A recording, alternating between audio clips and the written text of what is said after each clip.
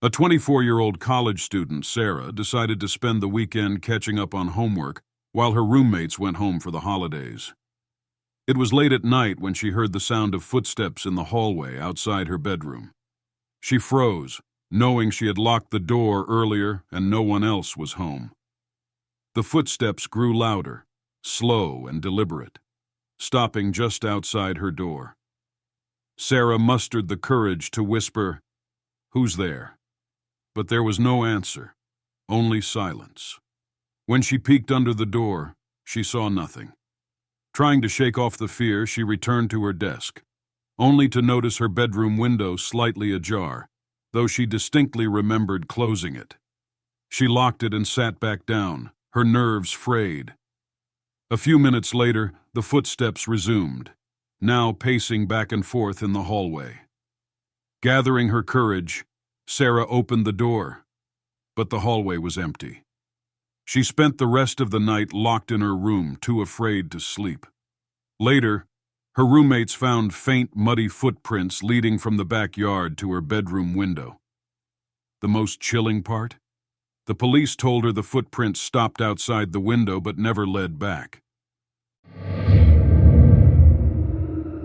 Mark was a high school student left home alone for the weekend. Around 10 p.m., he received a call on the landline, an older woman with a shaky voice asking for someone named Danny. Mark politely told her she had the wrong number. A few minutes later, the phone rang again. The same voice, more urgent this time. "Are you sure Danny isn't there? He's supposed to be home by now." Mark reiterated she had the wrong number and hung up. When the phone rang a third time, he hesitated before answering. This time, the woman's tone was chilling. "Tell Danny I'm watching him." Mark's heart raced. He quickly locked all the doors and turned off the lights, but as he looked out the front window, he saw a figure standing across the street, partially hidden in the shadows.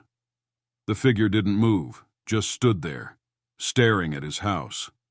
Mark called the police, but when they arrived, the street was empty. The officers checked the phone records and confirmed the calls had come from a phone line that had been disconnected for years. Emily was babysitting for her neighbors on a quiet suburban street. The kids were asleep, and the house was silent as she scrolled through her phone in the living room. Around midnight, she heard a faint creak coming from upstairs. She thought it might be the kids moving in their sleep, but as she listened, she realized the sound was coming from the closet in the guest room. Summoning her courage, she climbed the stairs and opened the door to find nothing. Relieved, Emily returned to the living room, but moments later, the creaking resumed. She texted the parents, who told her no one else should be in the house, and that the guest room closet was always empty.